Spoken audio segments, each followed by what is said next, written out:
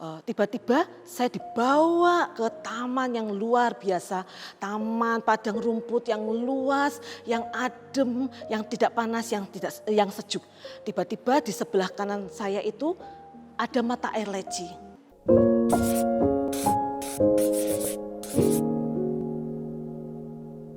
Di tahun 2020 saya kehilangan 3 orang yang saya kasihi.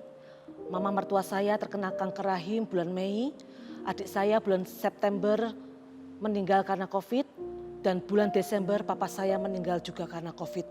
Di situ saya merasa sangat sedih. Saya akhirnya Tuhan izinkan saya terkena COVID di tanggal 12 Desember. Sewaktu saya diisolasi di rumah sakit, pada hari pertama saya masih baik-baik saja. Pada hari kedua saya juga merasa baik-baik saja, masih baik-baik saja. Pada hari yang ketiga saya merasa begitu sesak. Sampai saya tidak bisa berkomunikasi dengan keluarga saya. Saya memegang handphone, saya tidak kuat tangan saya. Setelah saya di oksigen biasa, ternyata sesaknya itu tambah semakin menjadi-jadi. Jadi akhirnya saya sudah tidak kuat ini. Saya minta suster tolong dinaikkan ini oksigennya, tolong dinaikkan. Saya sudah tidak kuat. Dan ternyata akhirnya saya diberi oksigen masker. Sewaktu saya diberi oksigen masker itu, saya juga nggak kuat lagi karena saya merasa nafas saya masih tersengal-sengal seperti itu. Dan akhirnya saturasi saya kelihatannya semakin menurun. Saya diberi namanya HFNC. Itu adalah oksigen tekanan tinggi di bawah ventilator.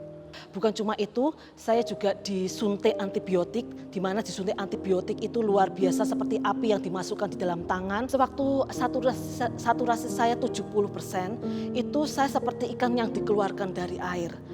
Akhirnya dokter mengambil tindakan untuk dibawa ke suatu ruang.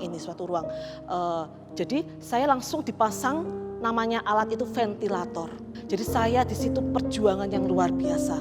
Saya cuma berdoa karena saya tidak bisa bicara, suara saya tidak bisa keluar. Di situ saya tetap minta tolong sama Tuhan. Tuhan Yesus tolong saya, Tuhan Yesus ampuni segala dosa-dosa saya. Dan sewaktu itu saya merasa haus karena tidak boleh minum. Itu hanya namanya disonde. Jadi sewaktu saya minta minum karena saya haus, tidak boleh minum, dan perawatnya itu saya minta haus. Dan tidak boleh ibu, tidak boleh. Dan perawat itu mengambil kain untuk ngelap di mulut saya. Saya cuma katakan, Yesus, aku pengen es teh manis. Tiba-tiba saya dibawa ke taman yang luar biasa. Taman padang rumput yang luas, yang adem, yang tidak panas, yang sejuk. Tiba-tiba di sebelah kanan saya itu ada mata air leci. Saya langsung minum air itu, saya merasa segar.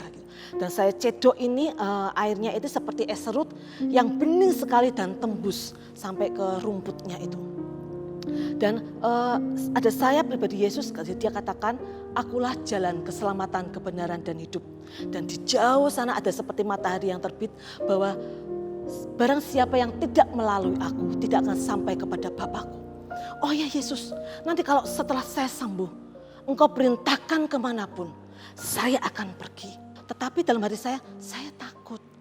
Karena saya ini minoritas. Gitu. Tetapi dengan luar biasa Yesus katakan, jangan takut, aku menyertaimu.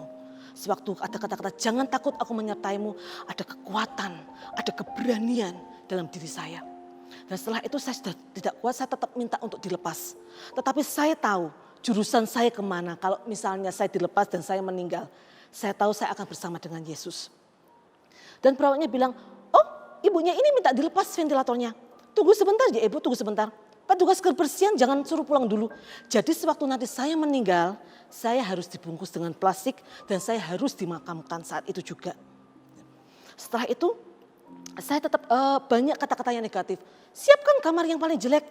Tetapi saya tidak ada rasa sakit hati sedikit pun. Karena saya sudah siap, saya sudah berserah sama Tuhan. Dan setelah itu akhirnya ventilator saya dilepas, saya didudukkan tegak seperti ini. Mata saya seperti orang buta, saya seperti tidak bisa melihat sama sekali. Saya cuma bisa mendengar suara televisi. Sewaktu dari malam itu ventilator dilepas sampai pagi hari, pintu kamar saya dibuka sama susternya, dilihat, ditutup lagi. Beberapa saat kemudian dibuka lagi, ditutup lagi. Saya juga tidak mengerti kenapa itu. Pagi-pagi susternya itu datang itu ya. Selamat pagi Ibu, ya selamat pagi. Ibu Kristen, ya saya Kristen. Ibu harus bersaksi. Saya baru ingat, oh iya suster, jadi saya sudah ditolong Tuhan. Saya ditolong Tuhan. Gitu.